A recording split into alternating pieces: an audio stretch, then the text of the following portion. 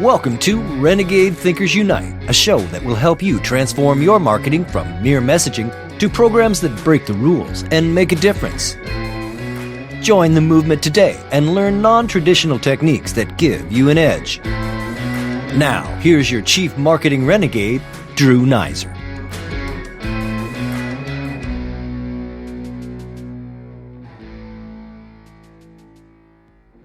We talk to a lot of marketers here at Renegade Thinkers Unite, which makes sense since this is a show about and for marketers. But can we be honest for a second? As a rule, we marketers need to stop talking to ourselves and expand our sources of input. Surely we're not the only renegade thinkers in an organization or frankly outside the organization. So it's in the interest of inclusion and diversity. It is really my pleasure to introduce you to Jennifer Brown. She is one of the leading experts on how companies can build a diverse workforce and the extraordinary impact of doing so. Jennifer is the author of a new book, which I'm holding in my hand, called Inclusion, Diversity, the New Workplace, and the Will to Change. She is also a fellow podcaster with a show called The Will to Change. And Jennifer and I are old family friends. In fact, we were next door neighbors in Newport Beach, California, way back when. And yes, I used to babysit for Jennifer's. So here we are in New York City, collaborating on what I hope will be a fabulously informative and entertaining podcast. Welcome to the show, Jennifer. Thank you, Drew. Isn't that amazing how far back we go as children? I know. But you're much younger, so well. Yes, you are. So you're better looking. Yeah, thank you. Okay. So first, congrats on the book, your podcast, and just being you. And so a few years ago, you did I think it was a TEDx talk about a major challenge in your life. Can you talk a bit about that and how you ended up running a consulting firm on diversity? Sure thing. So I'm a member of the LGBTQ community. I've been out since I was 22 and I am 40 something, and I will leave that mysterious. So, as somebody who went from being an opera singer then to becoming a leadership development practitioner in organizations and looking at what make organizations effective, I also happen to be part of a diverse community, meaning an underrepresented community in that workplace that I was studying and advising and, delivering programs in. And, after a while, I realized that the field, I could participate in the field as a change advocate and somebody who could advise brands and large multinational companies in the Fortune 500, not just from the science of organizational transformation and change, but also as a member of an underrepresented, I would say lesser understood and perhaps stigmatized community of which I was a part. And lo and behold, that sort of opened up a whole world of others who not just were LGBTQ, but frankly, women in a male-dominated organization or people of color in a largely white organization, especially at the leadership levels. And this whole world opened up to me to be able to consult around organizational change when it comes to building a more inclusive workforce, meaning on the talent side, and then also thinking about what is the compelling business case from a marketplace perspective for doing this well when it comes to customers and stakeholders and the whole ecosystem around the company. So that really came from a personal place, but it actually is an entire field of it's a discipline.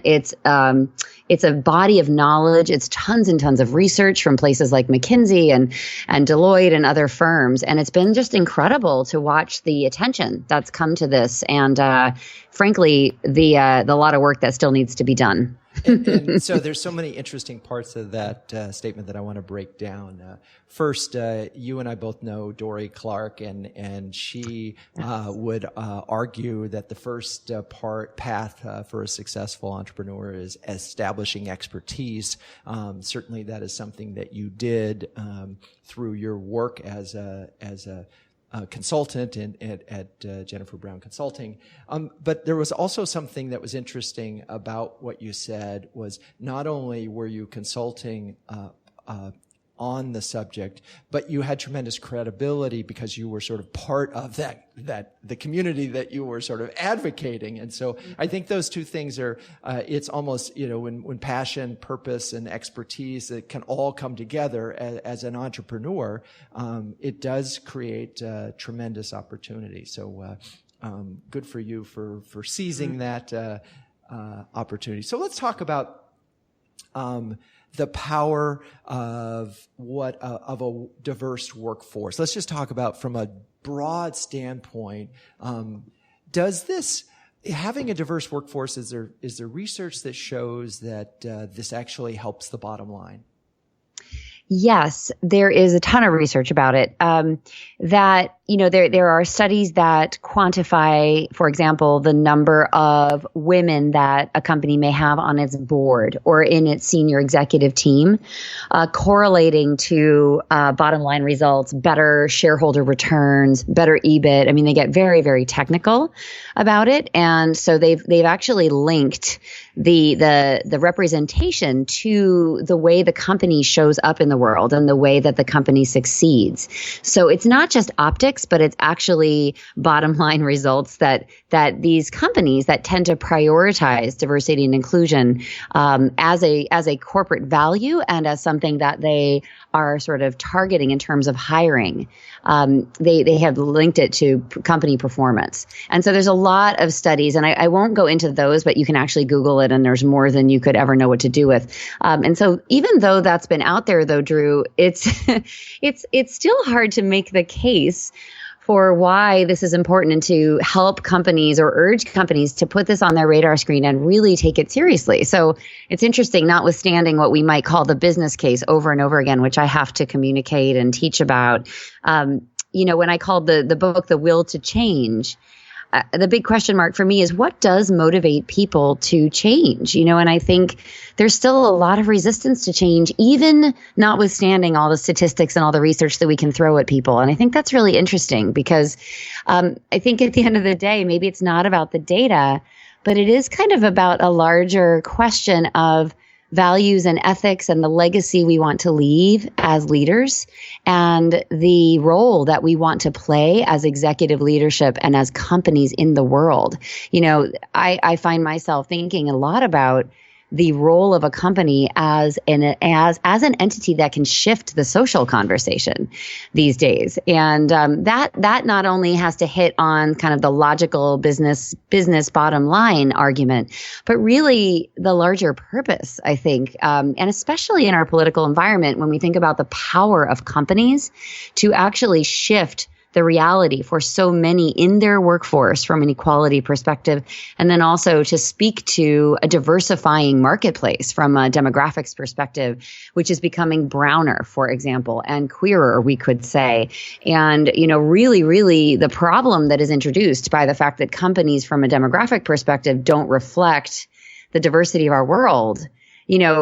My question of when I ask, what is your will to change?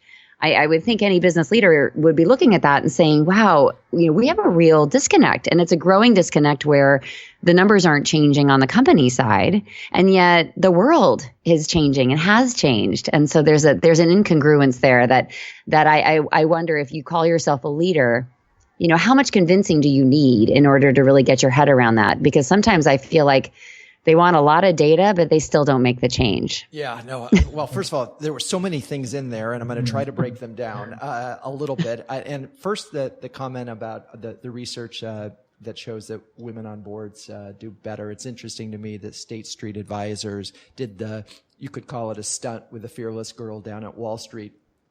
But it was more than that. It was a commitment both internally and externally for them to invest more in companies. So it became a business strategy for them. It also was a huge PR hit. And of course, they won a Cannes Award for doing that. So that was one part that I wanted to just sort of, that there are some sort of forward-thinking companies that are recognizing that certainly women on a board, for an example, is important. You also mentioned, oh my God, so many different things that we're not going to be able to get to all of them in this segment. But that if it isn't about the math, the bottom line, then it's about the sort of the legacy. And I think that's really interesting, and that sort of veers into this world of purpose-driven brands. And I think it really comes down to, from a CEO's perspective, how they look at shareholder value, right?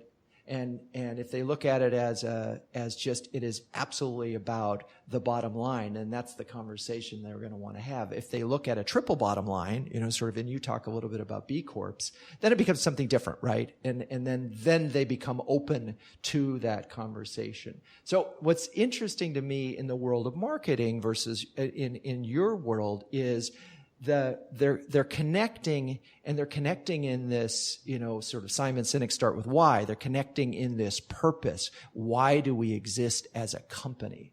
And if that purpose is more than to make a profit, then this conversation of diversity could start to happen. At least that's in my happy world, that's where it might happen. Me too, Drew. Yeah. Me too. And I do a whole chapter on purpose in my book. I'm really fascinated by it. And there's something called the Purpose Index, which Aaron Hurst developed with Arthur Woods, where you can actually assess the kind of purpose that you bring to the workplace. But the research shows that purpose-driven people generally make up a little less than 30% of the current workforce. And those are your true fans. They are your loyal people who go the extra mile. They tend to be people who are involved in diversity and inclusion initiatives or other culture initiatives within a company. And they're the ones, I think, that we want as leadership to really connect with and resonate with, because you're right that coming to work every day needs to be about so much more than the bottom line. The bottom line argument may please shareholders, but when it comes to particularly millennials, for example, and the Generation Z coming after them, people want to belong to something that matters. And that I love that. And I think that inclusion is a conversation that naturally really connects, especially the younger generation, to their employer. And when retention is such a challenge anyway, because these younger talents going to cycle through and churn and kind of be looking for the next great thing. But it's not just about comp. It's honestly about doing work that matters for a brand that resonates, and a brand that really walks the talk. And increasingly, social activism and taking a position on equality is something that especially younger talent assumes is table stakes. And then when you talk to these bigger companies that have no clue about this, or their legal compliance people are saying, well, we can't make a statement about that, or we don't want you to speak about what's going on outside the four walls of the company. The silence really speaks volumes. And this is what I'm watching unfold, especially at a time when there's so much pain and angst and confusion going on in our society around who matters, and who is being seen and heard and who isn't. And then to come into the workforce and come into your job and hear total silence on the part of your employer, and see total silence on the part of your employer in the marketplace when it comes to advertising and marketing. And like we've seen a lot of brands kind of sit on the sidelines. I'm not sure that's going to work from a retention perspective in the future, and from a customer perspective too, because guess what? When your marketplace is browner and blacker and becoming more so over time, I believe those people want to know where you stand. So it's not just your talent that wants to know that, it is your customers. And so given that landscape, how are you going to walk into that? And what message do you really want to give that's going to position your brand as someone who's listening, and someone who's respectful, and somebody who's paying attention, and for whom your issues and experience in the world matter? And that's really the big opportunity here. So that's a perfect place for us to take a quick break. And when we come back, we're going to talk very specifically about the role that marketers can play in all this, the opportunity, and frankly, the risks of both action and inaction. So we'll be right back. Renegade Thinkers Unite is brought to you by Social Media Explorer, the website that explores the world of social media from the inside out. Great advice from today's leading social media columnists and experts at socialmediaexplorer.com. That's socialmediaexplorer.com.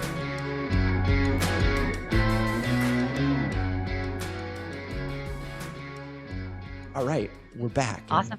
Awesome. We're back. And my guest is Jennifer Brown, who is the author of a new book on diversity called Inclusion. She is one of the great experts in this area and also an old friend. And so it's so much fun to have you on this show and talk to you about this professionally. So I love it. Let's talk very specifically, because this is a show for marketers. If you had a group of marketers, and you've got the stage, what are, say, two things that you really want them to be thinking about in terms of diversity when it comes to their marketing? Yeah, two bits of advice for marketers. One is how important it is to have the right people at the table making creative decisions. And helping to generate innovation. In my world, we talk a lot about diversity is sort of who is invited to the dance, and inclusion is who's invited to dance. And those are two really critical pieces, both incredibly important, because sometimes we can look around the room and say, what kind of diversity do we have here at the table? But I think the inclusion piece is how do we involve in the conversation in meaningful ways diverse viewpoints? And I say viewpoints because it's not just diversity in terms of race and gender, although that is critical. And, people of diverse gender, and in many cases that might be women in a predominantly male organization, but also people of color in a predominantly white organization. And the list goes on, LGBTQ people in a largely straight organization, et cetera. So it can be diversity of identity, but it also should be diversity of thought, which is widely understood these days to be background and education and interdisciplinary, history and unconventional, perhaps technical background and skill sets. So when we think about being marketers, and we think about trying to resonate and hit that cultural moment just absolutely right with all the nuance that's needed, especially when you're building an ad campaign, for example, or messaging or choosing imagery or, doing a provocative ad campaign. Who's at the table making those decisions? And we saw with the PepsiCo fiasco, for example, a lot of us were scratching our heads wondering why PepsiCo, who perhaps was involved in the creative process there. And, PepsiCo is well known for having large and very successful, what we call affinity groups in the company. So within their employee population, they have an African-American network. They have a Hispanic network. They have a women's network. And so a lot of us were thinking, well, the precise tools that most large companies have of diverse employees must not have been at the table looking at that creative. And that ad made it all the way to the marketplace and was rebuked and pulled with apologies. And so, these are precisely the kinds of mechanisms that we build and talk about why they're so important in companies. And the actual company had these mechanisms. And yet, for some reason, there was something missed in terms of not only being asked to the dance, but asked to dance, to carry that metaphor forward, because that ad never would have made it to prime time if there had been people of color at that table who were empowered to speak. So one of the funny things about that story is that a lot of agency folks like myself somewhat were smirking in the background because this was an in-house production. And normally an agency, if they had done this, would of course been fried, completely. But also there's something funny about when you have an external partner who develops these kinds of things, you put actually probably more scrutiny on it, and you tend to be a little more critical than when you perhaps do it in-house. And so I can just imagine these kids in finally getting a chance to play and thought, oh, this will be really cool. But the other thing that it reminds me of, your assumption is because there's these groups that there's actually sort of a review board, a diversity review board at Pepsi to sort of sort of check and see, gee, is this going to offend a certain part of the population, or is this, does this pass muster? And so that's an interesting idea for large companies in particular, is to think about having, even if you don't necessarily have a diverse group in your development on your team, which is the ideal scenario. But you have diversity in your company that you can draw on and bring into. So having a review process might be an interesting takeaway. One of the things that is bizarre about the advertising business, and this has been true since I got in it a million years ago, is that it's actually harder to build a diverse workforce than you would think. And particularly African Americans are the percentage of applications that we get and large companies get is very small relative to, say, other professions. And so it's very hard to build a diverse workforce, and particularly in marketing. And so I guess that, you have to sort of, and we've been trying all sorts of different ways to get there, but do you have suggestions if you're a marketing department and you're trying to build a diverse workforce, but you can't find the talent? What do you do? Mm-hmm. It's just such, and it plagues tech, right? And a lot of other industries are struggling to get, engineering talent of color, for example, or let alone women. So it is a pain point that's felt across many industries.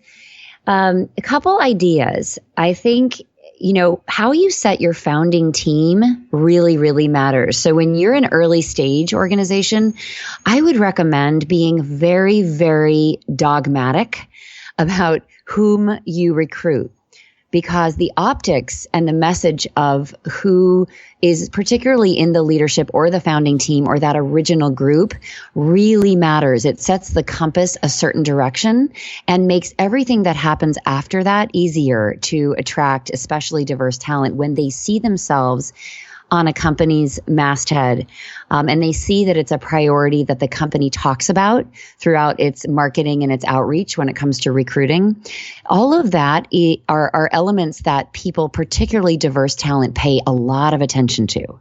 So what you say and the decisions you make and whom you hire matters, especially at the beginning. And I interviewed Adam Pizzoni on my Will to Change podcast, and he was the co-founder of Yammer, turned around and sold Yammer for $1 billion to Microsoft, and has a new educational tech startup. And he literally, this is crazy, but he refused to interview white, straight guys that looked like him. When he set up his initial team. I'm not kidding, because he just knew that the character of the company would matter and everything would be harder if he interviewed. And by the way, he was getting inundated with guys that looked like him, because that's his network, right? And that's the entire tech ecosystem. So for every 30 or 40 guys that came his way that wanted a job on his new startup, he might have 1 or 2 women and people of color. And he said, no, I'm not interviewing any of the 40. I am just interviewing the women and people of color. And it was radical. But I have to say that you've got to take some pretty hard stances if you believe that what you do now is going to matter exponentially in the future in terms of who you're able to attract. I also wanted to give another idea, which is that when you do have diverse talent, and not to put too much burden on them, this is kind of the joke in my world that, you ask women to find other women, you ask people of color to find other people of color, that is an undue burden for sure. But on the flip side, referrals from diverse talent into your company, having somebody to say, come and work here. I know that there are not many people who look like us here, but I can vouch for this place as a place that values me, values people of all kinds of backgrounds. And please, take another look at it. That is really, really powerful, and incentivizing that referral process when it comes to diverse talent, because I'll tell you, in the LGBT community, I see this a lot. When we vouch for working for somewhere and we say, you know what, they're a good employer. I know because they walk the talk. Here's all the ways that I know that. Here's what I see on a daily basis as an employee. And here's what we're doing for the marketplace or for the consumer. In this this market, that begets other diverse talent. So really thinking creatively about whom you incentivize. Now, if you incentivize your majority talent as well, they're going to bring more referrals that look like them because our networks look like us. They just do. So, be aware that if you announce a referral program, it's, you're going to get referrals from, if you have, not a lot of diversity, you're going to get a lot of referrals that aren't diverse too. But particularly when it comes to diverse talent, be very intentional about how you ask people and reward them to cultivate their own pipeline on your behalf. Because I think if you sit passively and wait for resumes to come your way, you are never going to be able to shift the direction of this. Got it. All right.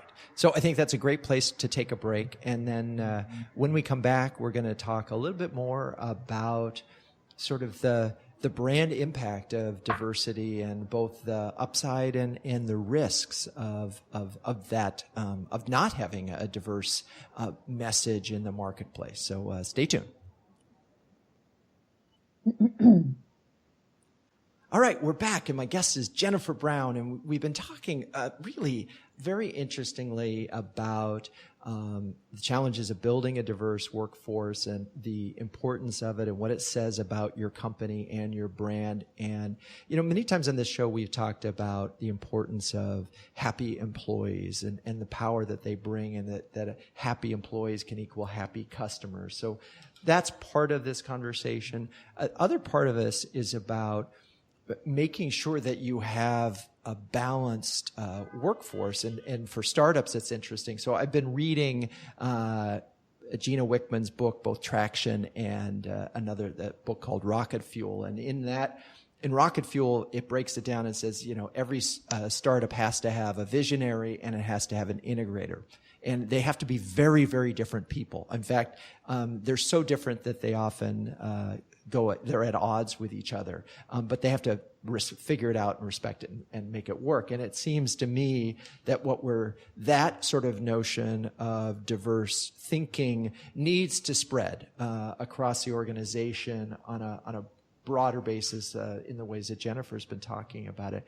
But as we sort of shift now and we say, okay, so I think marketers get it. I mean, I've been with the photo shoots and TV casting for commercials for years and years where, let's make sure that it's a rainbow in the ads. But I think there's more to this than simply showing those images to the public and saying, see, we look like you. Mm-hmm. Mm-hmm. Right. In fact, I was reading in your book and you said you made one point about an advertiser in Los Angeles who had a billboard and it had two white babies on white sheets and white blankets and a white background. But only, 20% of their target, the drivers going by were actually white. It's clearly a missed opportunity. It was your point. Yeah, it is. I mean, why would, as a marketer that is responsible for, motivating buying choices, right? What are all the tools in your toolkit to resonate with a buyer? And, the importance of, it didn't even occur to me, that we might cast differently or choose a different palette. It's amazing how infrequently it occurs to people. And this is kind of where we're at. In my experience, I love the story about Roz Brewer, who was the CEO of Sam's Club. And she went on CNN and talked about all the suppliers that are pitching Sam's Club all the time. And she told the story about a supplier who came to the meeting and it was like 6 white guys or something. And Roz Brewer said, have you done your homework about who our customer is? Because I'm not picking up on the fact that the decision that you made or to not be aware of who you're bringing to the sales meeting, for example, and who our ongoing customer service team would be with your organization. Did you give any thought to our business? Because it doesn't seem like you did. And she told the story. She sent the supplier back to the drawing board and said, I want you to come back and I want you to think about the very decision of even who comes to the meetings with us. Yes, exactly. Literally. And she got threatened, Drew. I mean, They accused her in social media. There was this giant backlash against her by name and calling her a reverse racist for just bringing this up. And the story is so sobering on so many levels. First of all, that it didn't cross anyone's mind who went to the sales meeting, that homework didn't get done. But even bigger than that, the accusations for her just to bring up what I consider to be a really fundamental business question. That's all. Do you know your customer? Do you know your client? Do you know who you're pitching? And she's an African-American woman.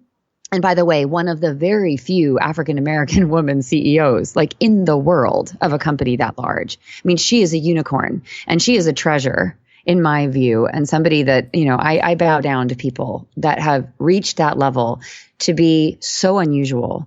But for her to go on CNN and say this, right, her ethnicity, unfortunately, mattered in terms of the people that attacked her in the form of a boycott.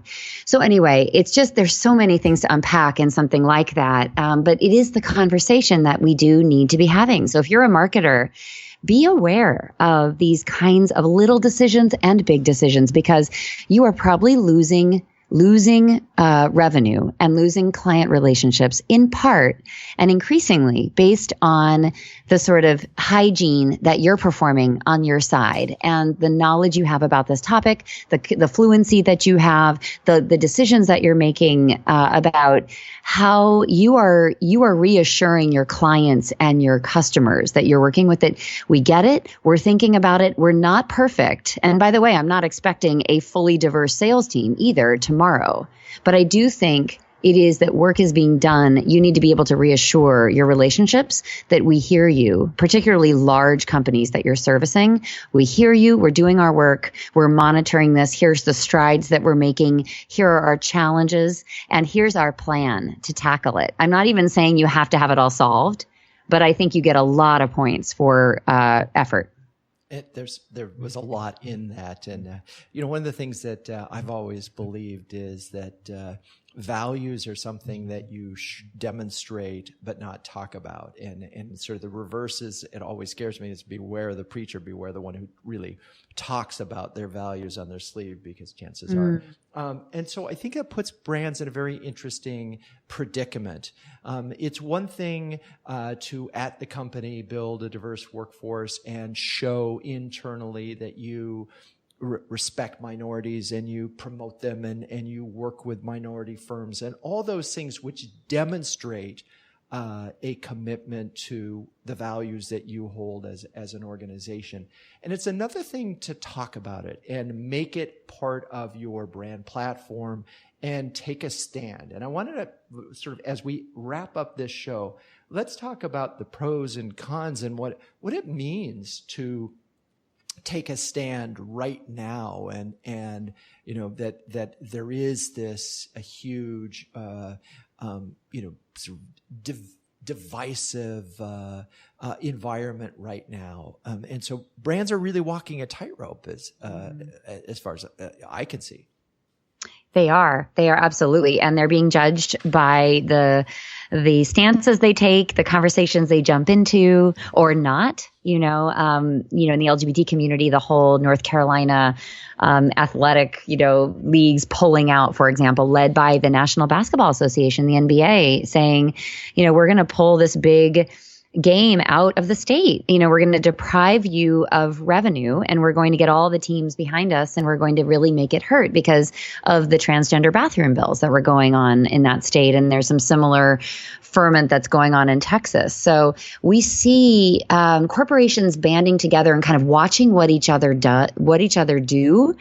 And there's strength in numbers. So it's not even like a company has to necessarily stick its neck out alone. I think there are families of brands that can make these decisions together, and it's interesting to watch the dominoes. Like, it's almost like the companies and the CEOs who walked away from the business councils, right? I think that was last week. Gosh, it feels like a lifetime ago. The news is happening so fast, but I watched, which companies went first and then which were sort of in the second round. And, and it was, I was noticing that. And I was putting myself in the position of the employees of those companies, watching their CEOs say, not on my watch. I'm not going to be party to something that I think is harmful for our society. And I was imagining how good that felt and how reassuring that felt, in particular, not just for diverse talent that works for that employer, but even, I'd say the allies, the people who believe in equality and inclusion.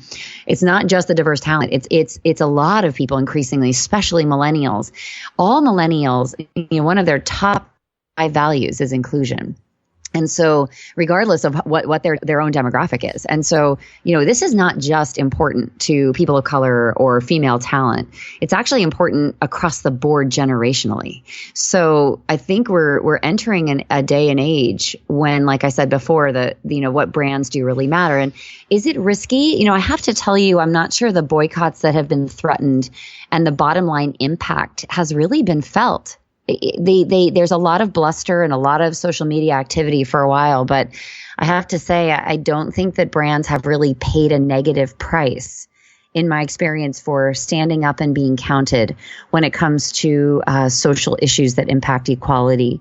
And I think the benefits far outweigh the pain that is exacted on the brands so far. That's what I'm seeing. And so I would encourage you, if you're advising these large companies who are probably coming to you and saying, what should we do? What should we say? We're afraid to weigh in, et cetera. This is where we need to be advising these clients of ours. And it is walking a tightrope, but I do think that silence speaks volumes. And I do think that what my advice would be is to say something, but know that rather than it's not taking a side against or for the political binary that we find ourselves in, but it's taking a stance for inclusion generally, and knowing that that's going to resonate with so many that do work for you every single day, and that's going to actually sort of cement your relationship with so many when you do take a stand and you use your platform and your social capital to say, what's important to you as a brand. So, I think there's a lot of untapped potential for brands to really talk about this and use this as an opportunity to say, why are we the kind of place you'd want to come and work and build your career? So, I hope that more brands explore that and do it in a way that feels authentic and feels safe. But at the same time, let's stretch ourselves a little bit and take a little bit more risk than I'm seeing being taken out there. Well, we talk a lot about risk here at Renegade Thinkers Unite, and I think the notion of take a stance for inclusion is a brilliant place for us to wrap up this episode.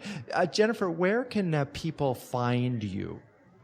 So my book is up on Amazon, and it's a hardcover, paperback, ebook. I'm recording my audiobook now, Drew. So I'm going through that. I don't know if you've ever been through that process, but it's a lot of listening to your self-talk, which can be really, it's like, is anyone interested in this? Thank you very much. But no, I did not. Right. I did not do an audio version of my You didn't book. do an audio. No, but also that's very different. I'd have to be doing all these voices because I've got 64 interviews. So what am I going to do? Comstock's voice. I know. Yeah. But I saw that, I think I saw a tweet or a Facebook post on that. So, okay. But where do we find you? JenniferBrown.com, Jennifer Brown Consulting. Yeah, the Twitter handle is at Jennifer Brown, because I've been on Twitter forever, and I do have that handle. I love Twitter, so please follow us there. And other LinkedIn, we're on Jennifer Brown Consulting. My speaker website is Jennifer Brown Speaks. So all of my podcast episodes are up there, and also the transcripts of the episodes, which I think are so meaty. Please go and read those. There is so much valuable wisdom being shared by my guests on The Will to Change on iTunes, if you want to listen versus read. And find me on Facebook also at JenniferBrownConsulting.com, and we're everywhere. So please pick up a copy of the book. It's so readable and understandable. I've heard it's super accessible and makes this whole kind of fast moving conversation that you're probably overwhelmed by right now, as all of us are, easy to figure out kind of what should I do tomorrow as a leader, whether you're leading 5 people or whether you're leading, a Fortune 500 company and everything in between. It's true. I actually, I was intimidated by the title, and then I sort of picked it up, and then suddenly I felt included, which is... thank you, Drew. Hey, there you go. So I do, at the end of my show, I attempt to do a little summary wrap-up, and I heard several things that I want particularly CMOs to think about. One is that this is not if it's a win. This is something that you have to do now. And it starts by building a team internally that is diverse. And if you can't do that, then at least make sure you have an advisory board that is diverse, that can help you. And we talked about how that Pepsi example could have been averted simply by having a diversity advisory council that can review the work before it goes out. So that was sort of one is look at your internal team. Also, obviously, if you're a CEO, look at the broader organization and the fact that if you want to have a diverse workforce that reflects the diverse world that you're marketing to, you actually have to make extra effort. It is not something that is just going to naturally happen. I love the story that you told of the founder of Yammer who had to make it a point to find people that didn't look like him. And that's just good business sense to begin with. If you're a visionary CEO, the last thing you want is another person who looks like you. And certainly read the book Rocket Fuel to remind you of why you need an integrator to go with your visionary talent. So the recognition and then the implementation. And then finally, I think the most important part of this is that in your messages, in your stories that you're telling, if you're not participating inclusively and reflecting the audience that you're targeting to, you're going to miss them. They flat out are not going to hear your story, and they're going to feel it and know it. There is the risk of being inauthentic, and I think I want to make the point. State Street Advisors, one of the things that they got called out on a minor level, but it was called out on, was that when they talked about diverse boards, they suddenly had to look at their own workforce. How many women did they have on their board? How many women were at the company? And they had to address it. So I think there is when you talk about something related to values and purpose, like you say we are a diverse company, then you have to walk the walk first before you start talking the talk. So with that, Jennifer, thank you so much for being on the show. Drew, I loved your summation, and that was wonderful. I always learn from you, so thank you for that. I love hearing what you heard in all of this, and thank you for bringing this to the marketing world. Hey, my pleasure. And by the way, on the RenegadeThinkersUnite.com, the show notes page will include links to Jennifer's book as well as her show, just in case you happen to be running while you're listening to this and couldn't write down some of these things. So don't forget, folks, if you enjoyed this episode, please share it with your friends, subscribe on iTunes, Overcast, Stitcher, you name it. We're on it. And finally, keep those Renegade thinking caps on and strong.